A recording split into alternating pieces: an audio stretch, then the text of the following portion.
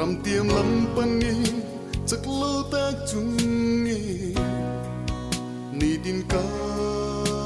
kala ma se olal pa chi muai tu an tam em ka kal thiam lo se taman ni tin min be nang ma kal bo som sẽ chắc lòng đer lại po cái bên ngầm lô lal pa nangi min chân thật rồi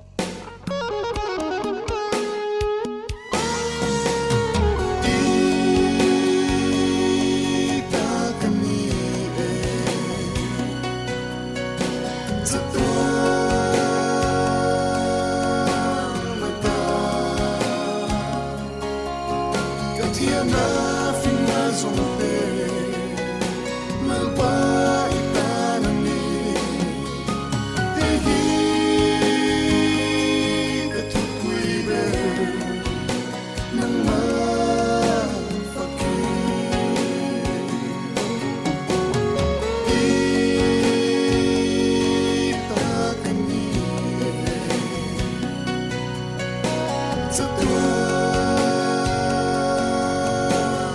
ta ka thia na fin na som te nang pa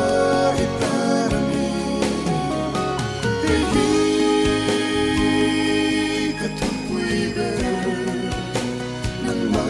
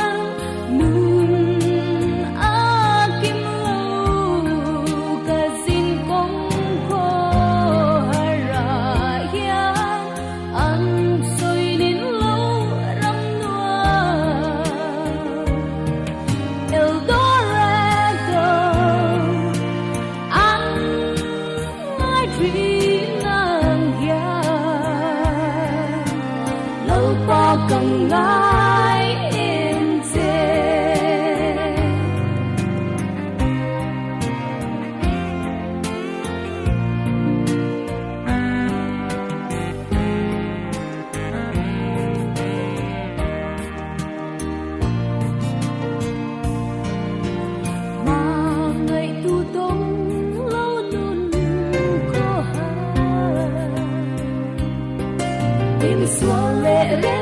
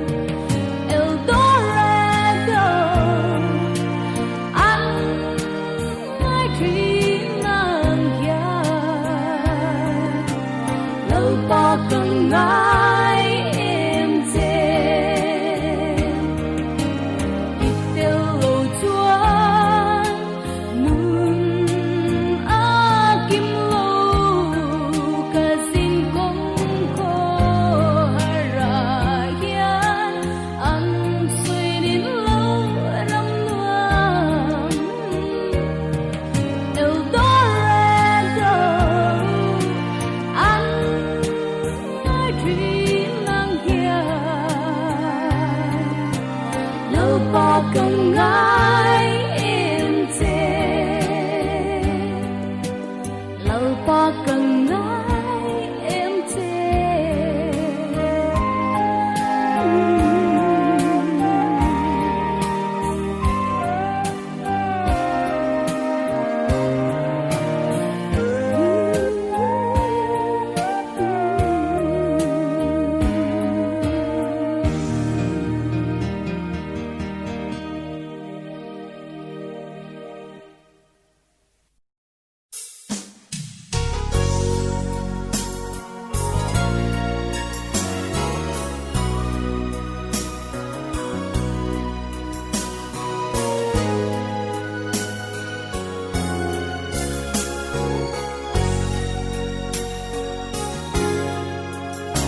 Giang có đôi yang thinh hình lại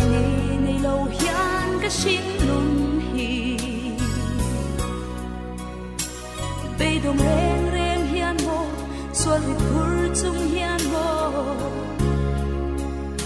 cầm mong ra chi lấy môi na cái sông chin cầm mual thô thì ruột tu mai ăn lâu mol po vui ka lau chin ka ngai nep zong te kha an lu ka ta o dam na ki ka char ta o lim na ki ka tong ve ta ka hoi ki le to lo ko vela ko cha to ni a ta ka ni tu tin pa yang pu dam lai ni rei lo te ka sing nun hi ke ma tan min pe tu tan mang hi anun to ang trần quy ngai ka mu chuan trần quy ngai thôi tu rin ka in te lal iswa ka rin chuan bay say na le lim na ka ta ani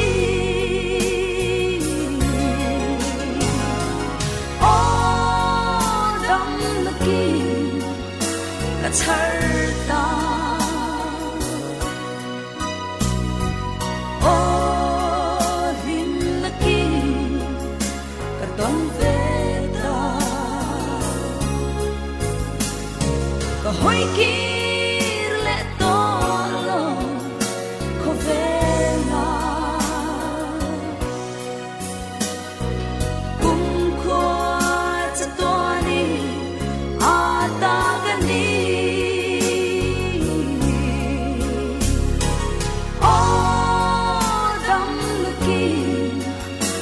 char ta o lim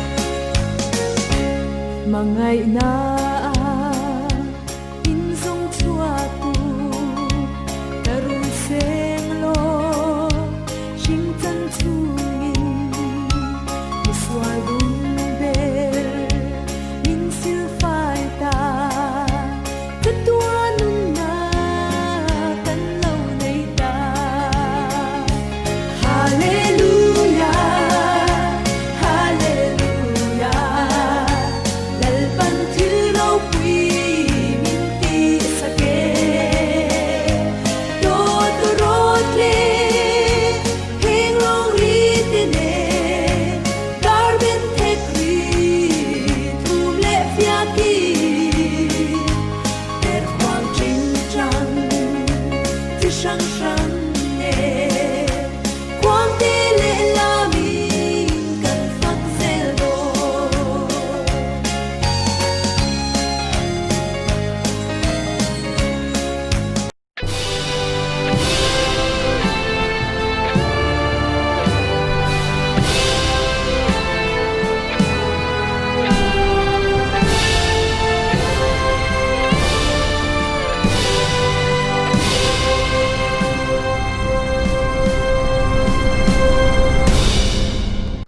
lalpa ring tu te chu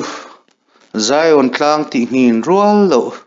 kum khua a reng tu rang chu an ni tlang te chu Jerusalem vela a mangin lalpa chu ami te vela thin tu na tanga kum khua in pathian ma tawngtai in ilo kunang u olpa kan pathian ngai tu voin ni alpa nang in hun thamin pelea helaya alpa YouTube ka tanga Inkhâwm na hun tha tak kan nei le thewang hian in hena lom thu kon thil cheni voini henu olpa ka Inkhâwm hun chung zongin nangin minom puila he kan Inkhâwm min ti boi thei kong rang lalpa nang min da kian sakla nangma lam kan hoile na hun ania nangma chibai kan buk na hun tak ani theina turin khongai takin he Inkhâwm hi malmin som sakang che ifapai so Krista min kan dile amen o voini a hian hei ka ron ding tur kan ilowa amaro chu voini a ding tura kan ruat nula lalmuan kimi a trisel na lam a chak tok lowa voini hianin a chanvo ron ti le theilo lo maya a aya ke ka ron ding ta ani ti kha kan soi duwa chuan voinia kan program in dot dan tur chu hemi ka soi zo hianin zai turin nula Florence Hlychho ka somanga chumi zo chuanin mi puiten tawngtai hona kan nei lenga kan tawngtai na tur kha ma kan ti thinang bok khain screen a kan ron tar chuak lenga khata subject mang khanin kan tawngtai honga chuan tawngtai topna Hruaitu in karon siamanga chumi zo kan thucha soitu tur kan somanga thucha soizo nuwa kan secretary te pun tur tulom te puang turin kan somanga chuan atopna lal pa tawngtai na in kan Inkhâwm kan tin ton ni tuna zaya fakna hla ron hlan turin nula Florence Hlychho ilo somang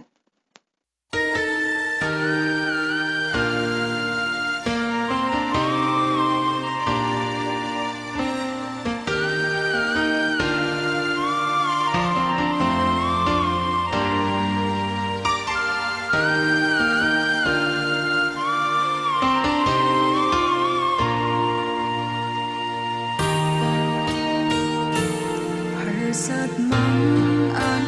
na karate idil trin na puina puina ma se tran pui tu re an nong si lo be dong kho har le mal ni om mo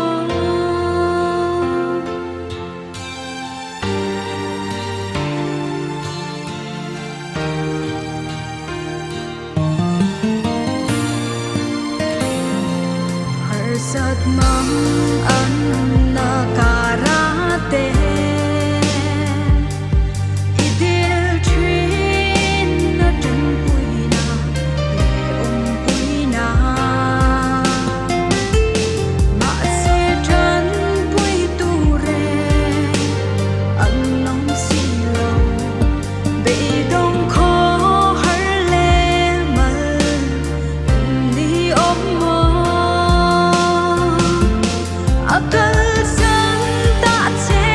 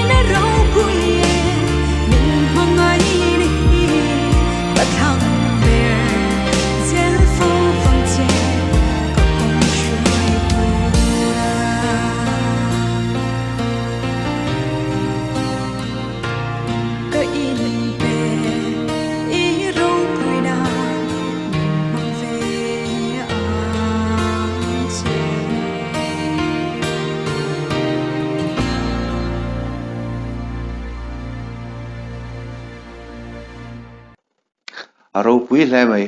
voinia hinbuat chaina harsa takkara nula Florence helaya rongbolna te ropui takin aron ti lo tling thea kan lo me ma tharau lama midang te tan mal somna ani nge yang ti kha kan be seya kan tongtrai na po ani tuna chuanin kan sei tawng khan tongtrai rolna kan nei do nanga helaya subject kan ron tar chuate mang hianin tongtrai na kan nei anga man moluin kan tongtrai nga atop na chu helama train kan ron siam le don nia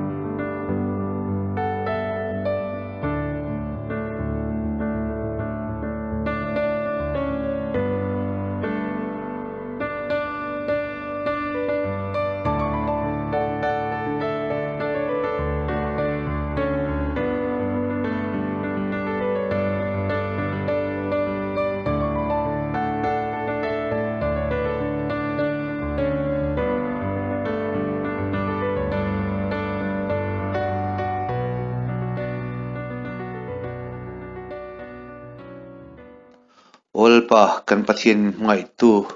voinia lalpa kan du le tha nia kan thiate lalpa kan ta na thatur nia kan thiate PMCF ta na thatur nia kan thiate lalpa inena kanon thlen le ta ni kan dil na te lalpa kan thiat thiam dan poi nang lowa kan dil dan poi nang lowang amaro chulal pai ro puinan le kan ta na thaturang zelin nangin minti hlotlin sakang che tin voinia hian lalpa ke mani le kan thilpek te po kan ron hlan te la lalpa voinia hianin heng thilpek kan ron ken khom te hi a thiang hlim lo lai le bol lo lai te lo ompale ni chon nangin minti thiang hlim sakla iram ro puinan iram zawnan lalpa nangin min man sakang che chung mai wang min chanam tu i pai so kristar min karon dile amen o tuna chuan kan thu cha soi tu tur kan som don tonga voinia thu cha min soi sak tur hi Rev PC Lalropuia ania ani hi Baptist Church of Mizoram an pastor senior tak ania voinia hian MTH zirin Pune UBS sonan oma voinia athu cha soi te rilrua tongtrai puina nei chungin ilo ngai tlang u thu cha soi tu tur ilo somangu pathian thu thiang hlim lo ngai thang u galatia mi te na tirko pola le khathon bungru chang thuma changa lo ngai thang u mi engmani si lovin million da va in ruat chuan a in bum chop mai ani si mitinin mani thilti fia theu zo se chumi huna chuan midang chung nilovin mani chung chawa chuan turanayang mitinin mani phur an phur theu don si a wena hian mitinin mani phur an phur theu don si a ti chang in hat hian mani kan poimo ti thupui mangin pathian thucha kan ngai tha in kan zir ho don ani le Galatia khuami te na tir ko pol le kha thon hi ring tu te nun than len na tur tan le in so nge na ta na zirtin rang rang poimo tak ziak na bu ani aziak kuma hian ngai dan ai nang lo nual na chungin atlang pui thuin edi somnga le somrukin karvel aziak ni arin ani ti chuan athupui kenbera hian dan le khongai na ti hi Galatia le kathonina asoi fia tum le min zirtir tum ber chu ni in alanga chu dan le khongai na chuan engtin nge mi hi keima hi thiam chantirin kaom chu dan le khongai na wanga chandam na ka channa chu engang nge ti hi min khiat fia tir atum pakhat chu ani chu wangin mi maltin nun poimo zia he Galatia le khathona hian kan mu chandam na chungchang mai ba ka ring tunun thanlen na lama kan malak na turte tin ring tu mi maltin nuna kan ti tur le kan ti lo turte kan khiat theina turtein zirtir na kong rang min pe kan ring tunun kong kan zona hian mani nge hian kan tharau nun thanlen na tur le khisel na tan te tin kan ti salama po chu tiangin mani tan kan poimo zia mani thewa hi kan in hriat thar le theina tur tein he kan chang in ha na hian min zirtir atum ani chaban boina po hian he Galatia bung ruk changa na hian mitin in mani phur an phur theu don sia atiang hian mani kan poimo na kan zir ho don ani le pakhatna chuan mani in ngai hlut ti he kan thupui pakhat na ni sela mani in ngai hlut han ti te mani in ngai san han ti te mani in da poimo han ti te hi heti han ngai mai chuan a chapo thak em maya chapo trong kam te po nin alanga ma se helai hin chu atum ani lova mani hlut na khiat mani poimo na khiat ani hemi man in ngai hlutina opposite chia chu man in musit ania engma tlak lova in ngai na tu main enga ma min ngai lovang min du lovang kative thei lovang ti na ril ru put na nu na hi ania chumi man in ngai lut lo na chuan kan nun hi na sak takin apot niam thrina in chutiang bokin mani mani kan in ngai lut thiam na kan in da poimo thiam na chapo na tel si lova mani kan lut na kan in khiat na hian na sak takin kan tharau nun te kan ti sanun ko nga te mason na min thlen tir ve bok ani so bain kan chang in nga na hian malama athu kan en chuan rit phurte in chok ton turin ring tu te min fuya tin chu main lovin engma ni si lova engem wang taka in ngai na in da san na chapo na ri ru ero kha chu adik lova mani in bum na mai ni tin aron soya tin mani in fia fo turin min fil bok ani chu kan thu in ha na malama athu soi ni tin anulama hian mi in a the piang chu mi ngei chu aseng leang atia tharaw lama the tu chuan tharawa mi chatuana nunna asengang tin ti salama the tu chuan ti sa mi chiatna asengang tin aron soi boka thil thati ining suangu kanin thada lo zongin ahun taka kan seng don sia tin lai kan chang in ngana a context a malama rit phurin chok ton turin min tia ten anulama hian thil thati ning suangu kanin thada lo zongin ahun taka kan sing don si a ti te in min ria tir bok ani chumi malama mi le nung lama thu khai khom na poi mo ta chumani theu kan lo poi mo ni midang ri phur chok turin keima in phalna keima in pekna angaya chutiang bokin ahun taka sing tura thok chok turin keima bok kalongaya chumai mani hi kan lo poi mo ma tharau nun lama te ti salama te po hian mimal tin hian poi mo na lutna kan neya chumi chu kan khiat fu lo chuan kan mason na turai mo kan malam kan malau na tur thilai mo kan kalzel na tura hian har sat na mai ni lovin hlo cham na hial po thleng theya pathian min siam dan ro pui zele kan nu na pathian thil tum kan khiat che na ke mani kan in da poi mo thiam chuan chumi atang chuan mason na kan chang the ni ti salama po tharau lama po mason na kan chang the ani ti chuan mitin mai hian kan malam hun tan theu hian kanom dan tu hi mani nge ina kan ruah man ve atula chu pathian ron lo le pathian zai ngai lo pati na lam ni lovin mi min ti sak turan ni lova mi nu na in nga turan ni lova mi na thosa in nga tur ni lovin ke ma nge hian kan nun mason na tur le ka tharau nun mason na tur te ka ti salam mason na tur le ham that na tur te po ke ma nge hian ka ruah man ve tur ani mani ta na chak ai khor kan ni kan soi fo hi he kan chang in nga na hian chiang takin min khia tir ani khovel kan om chungin har sat na te mang an na te kan chunga lo thleng thina chu kan ri phur te po kan tia tin ania kan nu na har sat na rang ate po hian chu te ngang chu mi dangin min trom pui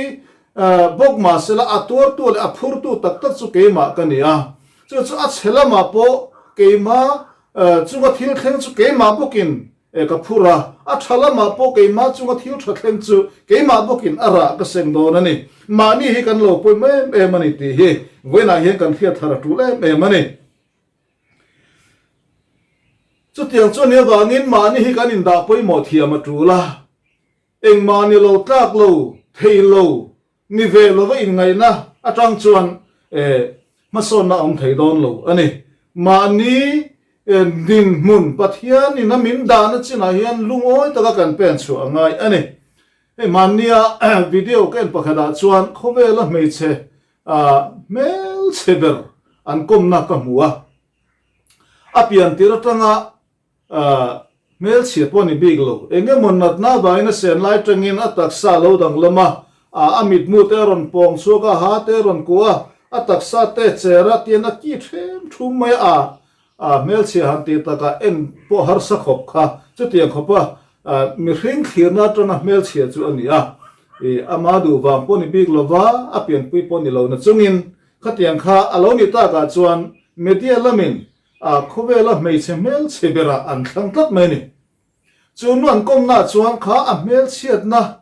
le mi engani mi melang aput velo na kha za puya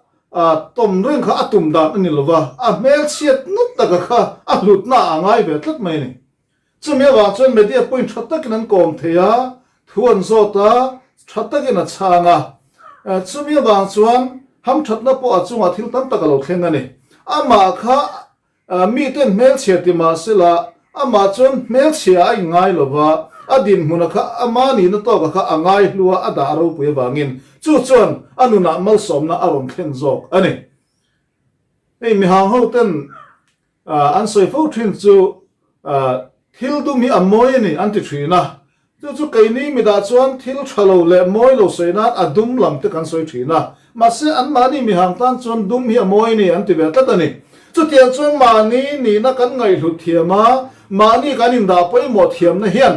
mason na te hlotlin na te kan nuna kan tharau nuna te kan ti sathil ti na ko ate na sip takin a thlen the ni ti kan khia thar pui em ani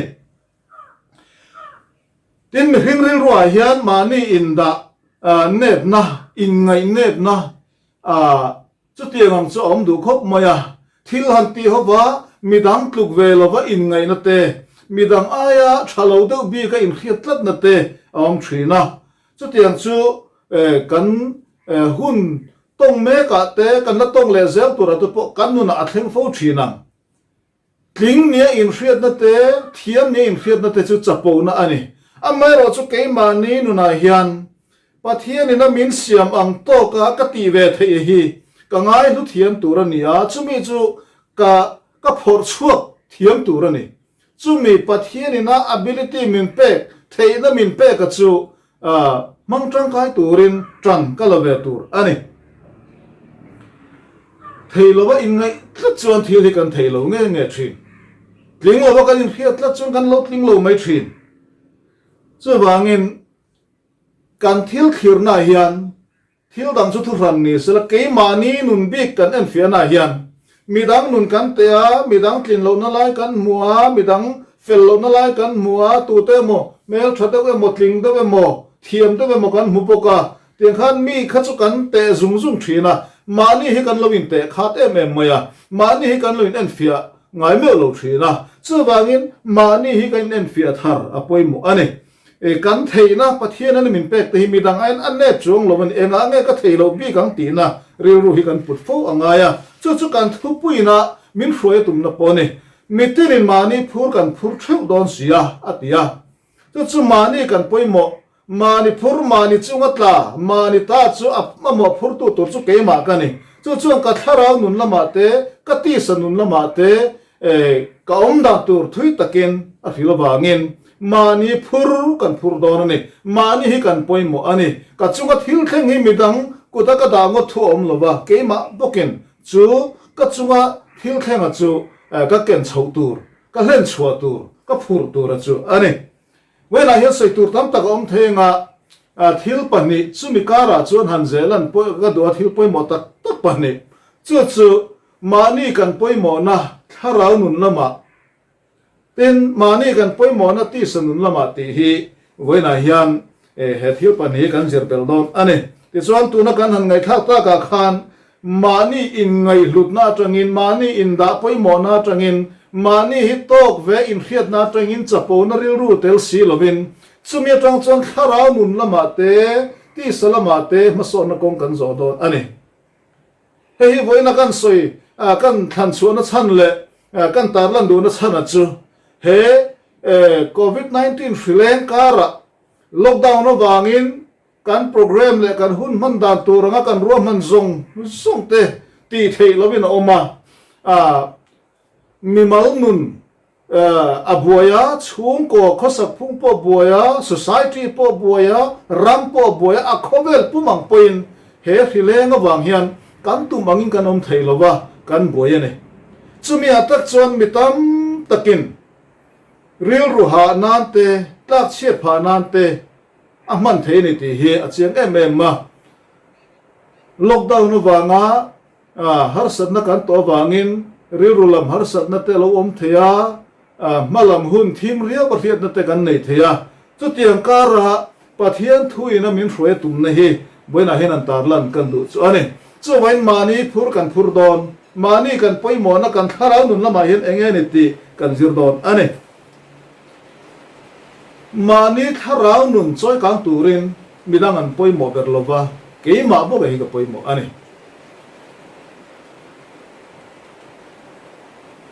Jeremiah Khan kong chom na kong lun te chu zo tu la ta chuan kalula in tharau tan chol na in muang atia chu tharau ta na chol na kong oma chu zo turin midang in min zo kep tur ani lova keima nge hian chu kong chu ka zo ve tur ania ka dai ve tur ania ka experience tur ani mi so ya tang ringot le mi experience tang ngotin ke hian tharau nun lim na kalo chan ngot thei lova keima bukina ka chan angai ni chawan chu keima hi ka tharau nun than le na tur le ka tharau nun lim na tur tan hian ka poi mai em ani hei tun la ya media la re em india ram mai pon loim khobel munang ate pon ngai ven fo susan singa thina chungchang CBI te na an chuina vele angai nom em ani ai nen ve fo po ka ringa ke poina pen fo thina chulaya chuan abial nu angan soi ria chakrabarti te po rin lel kai ji ma ten lo te la tinan thian ta po rin hel kai ji ngan lo te la chu CBI ten aniem adiken ti an chui ta a chumin chui da lama chuan a to tha na mai ba ka kai noi drugs chung chang te le a politics kheng kha thil tam ta kha aron her chua pui tat mai ni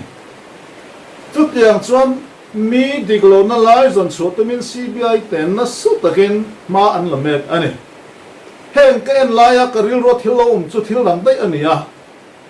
tiang ta ka mi diglo na lai a fel lo na lai kin lo na lai mu chua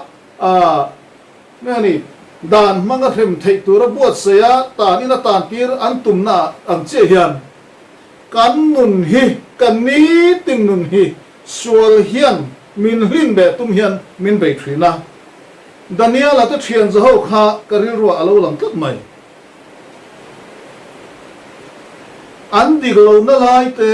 an chaklo na lai te man chua hem thei tura ve reng an nia tiang chuan engemaw an ti hlekin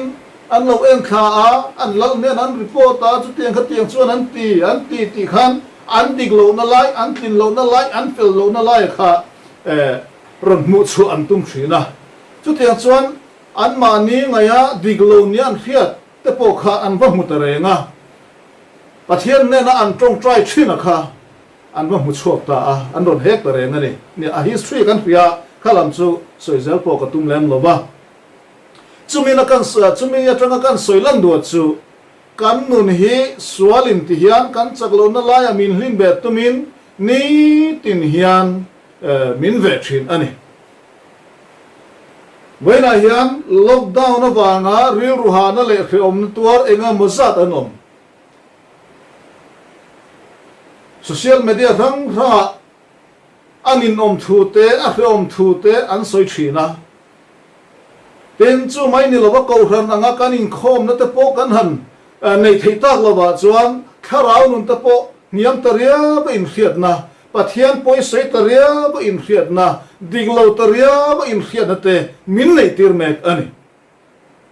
hei ka ngai poi mo em ani Inkhawm hi kan du lo ani lo ba ama chu kan zawai thatla na tura ta na sor kharina a malak na te ro chu ko ran mi kan yang hian kan thei chen chena kan zom ve angai thum ani lockdown awanga kan Inkhawm thei lo te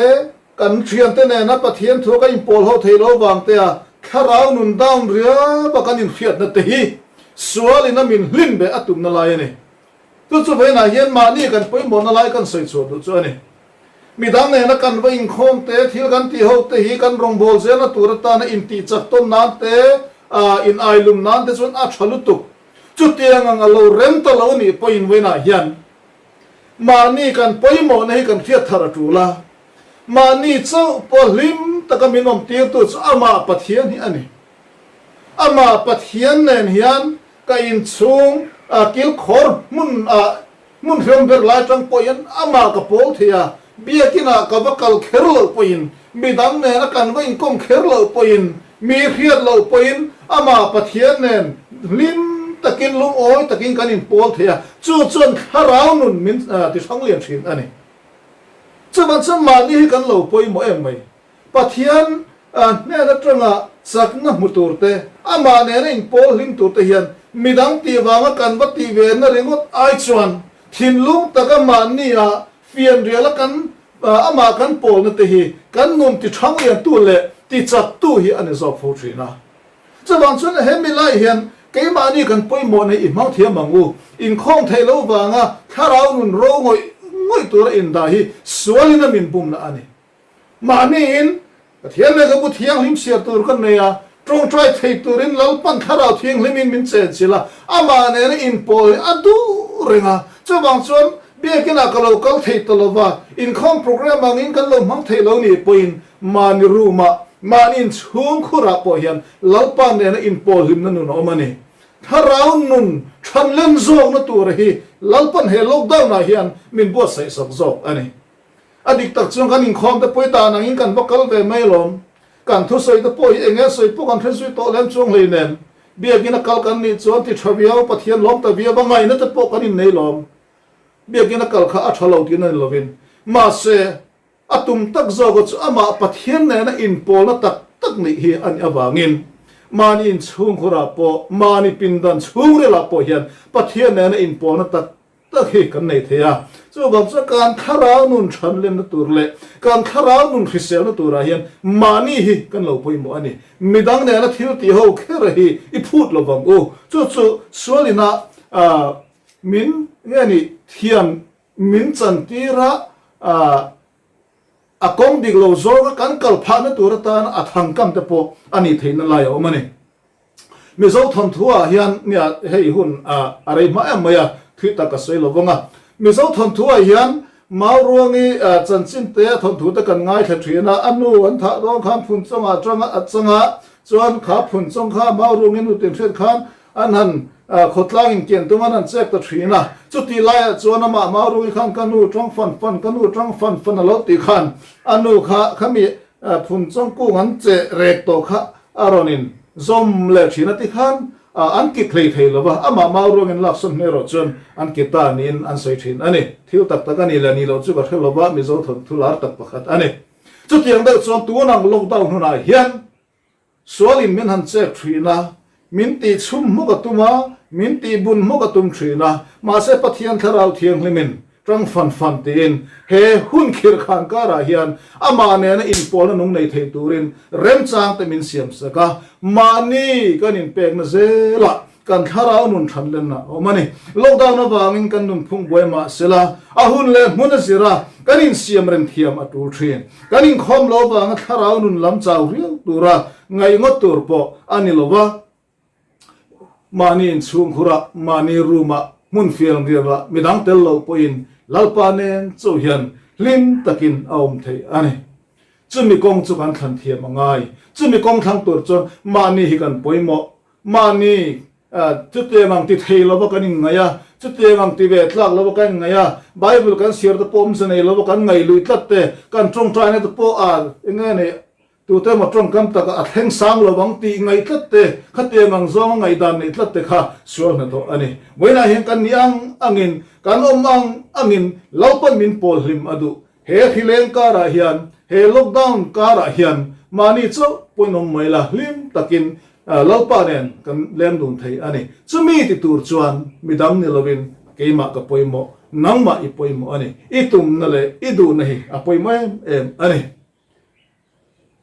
จุมินุนทุรุกัจูริงตุตะจวนกันเขียนฟูงไงอันนี้เรียนตัวบัตรอุณาจันจินตะปอคาริรัวลาวลังอันเลร์เซียนะเสปุยเสียละปุยชัวดองคัน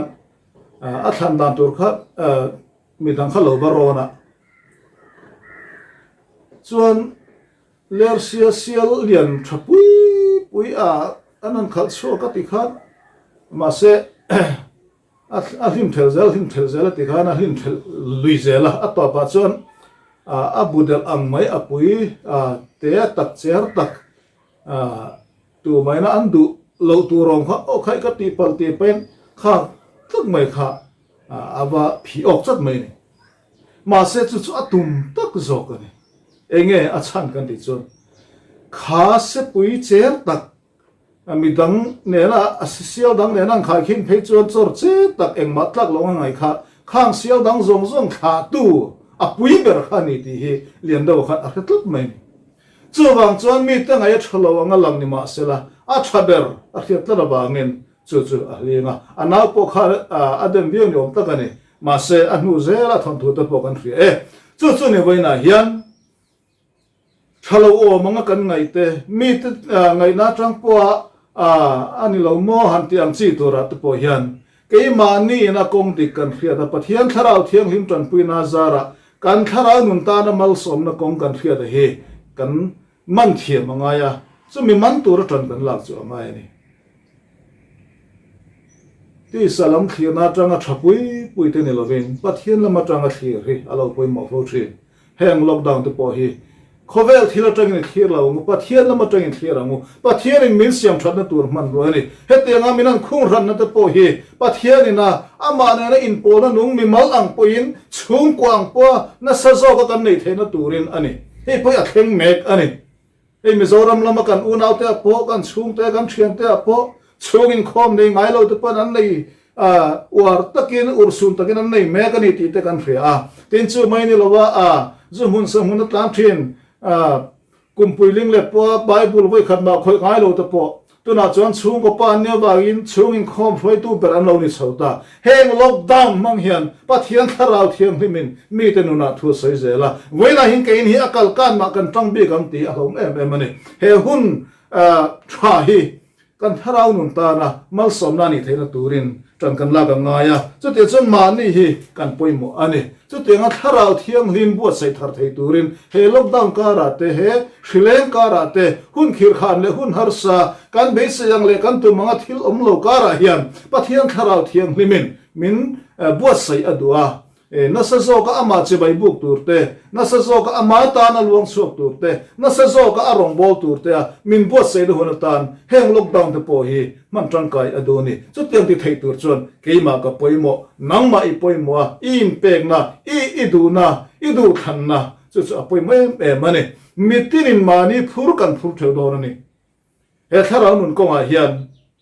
kan tharau ta na nun na kan tharau ta na chak na kan tharau ta na hisel na kan tharau ta na lim na kong hi zo thei turin lalpan tu na hian min bua sei reng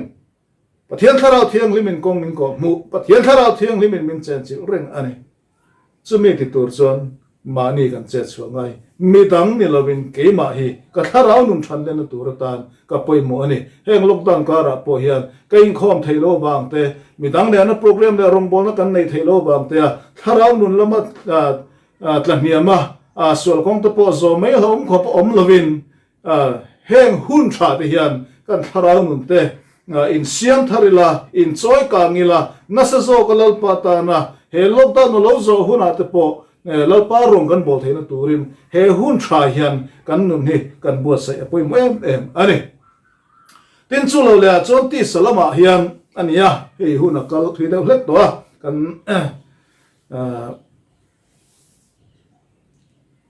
kan kal le pot pot to mai nga rena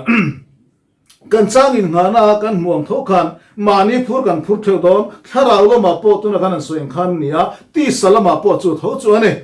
ti sa mi chet na ti sa tu chon ti sa mi chet na semang chu te in tharawa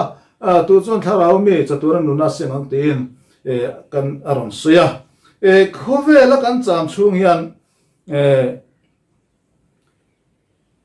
kan tharau nun le kan ti sanun he apani inian akal kop turen tadani chu a khwe mai ngai tha the ni lo apoi mo fe ve ni chu tiang ni wang chuan kan nei le barzon na kong te po kan nei le barzon na kong a hlotlin na te mal som na te kan chan theina tur chuan keimani kan tho chho ve nga ya keimani kan che chho nga ya mi ti sa ni lovin mani kan che chho ve ngai tin zirlai te kan ne zir na kong a po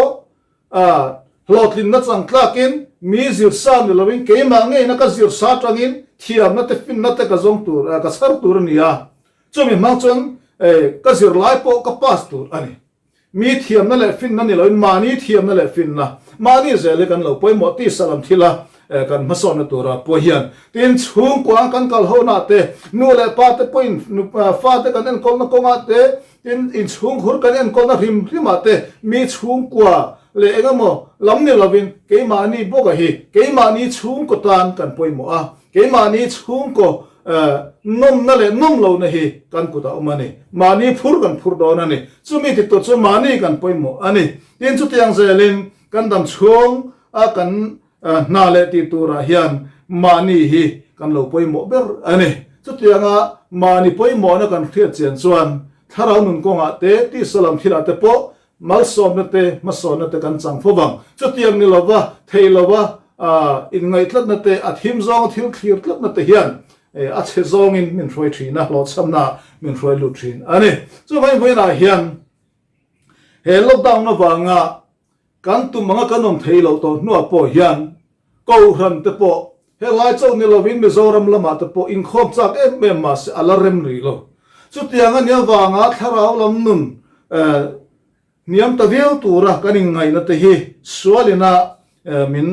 Hruaitu atumna ania mani phur kan phur theu dona tunang hun har sa ta poi ti hang kan phur thewang mani chunga ta thewang har sat na dang mai thei ka har sat na po dang mai thei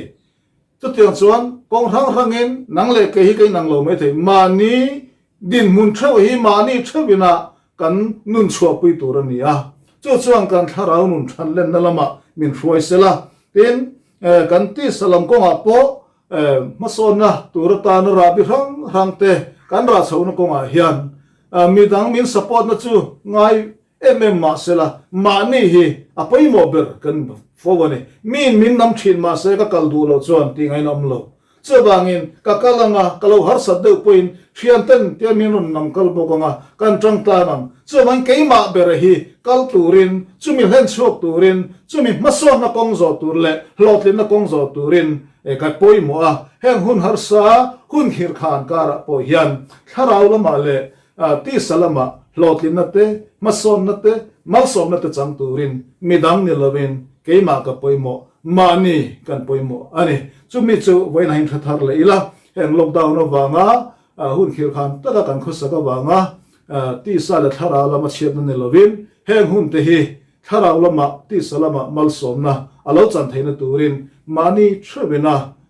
ma kan la ka tan kan la ka ngai ni ti hrein kan poi mo na mani kan hlutna pathianina min siam dan ro pui zia le pathianina arong bol turte adu zong anung tura min bo sai atum na te thiam chungin ke mani poi mo ne hi len chok turin tan ila thar le gu te in wena hian kanin somin kanin ngen ani lalpana thu kan zatan malmin som sak ro se thu cha ro pui tak kan ngai tha alomum lea voinia thu cha te kha kan zawa in azom tu alok pui tu ni tum thawila a thome tuna chuan kan secretary puan tu trul te puang turin ni lo somang PMCF online Inkhawm lo tel jong te kalal pai so Krista mengin chibai kabuk cheni voin September ni ruk sangni somni ani voin kan Inkhawm program hetiang hi ni Inkhawm na Hruaitu tura ti kha nula lalmon kimi haunar ani rem chan jok na wangin K Chawnghminglianan Inkhawm na te min kai hruai nei voinia zai rong bol na min nei saktu kha nula Florence Hlychho ani tin pathian thu cha min thil tu kha Rev PC Lalropuia ani Chawlhni masa report longai thlak chun zom lokila Chawlhni masa kha August ni somthum sangni somni ani Inkhawm report hetiang hi ni Inkhawm zong kha mi za somkwa le pathum kan ni tholom report longai thlang general account ramthara cheng sang khat tual chunga cheng sang khat Inkhawm tholoma cheng sang khat zakwa somnga camping ipa cheng sang khat bufai trama cheng zaruk chuan general account kan mu chua zong kha cheng sanga zanga somnga ani building account biakin ipatangin cheng sang ni alo lut boka ti chuan Chawlhni masa tholom lo lut chu cheng sang sari zanga somnga ani ipakhat alo lut ani Chawlhni le program longai thlak chun zomila Chawlhni le hi September ni som pathum sangni somni lo ni tonga kan Inkhawm program hetiang hi ni Inkhawm na Hruaitu tur hitlang walal biak sanga anenga zai rong bol na min nei sak turin PC zirnun tluangi kan be senga tin pathian thu cha min thil tu tur hi Rev Samuel laldu sakachong thu PMCF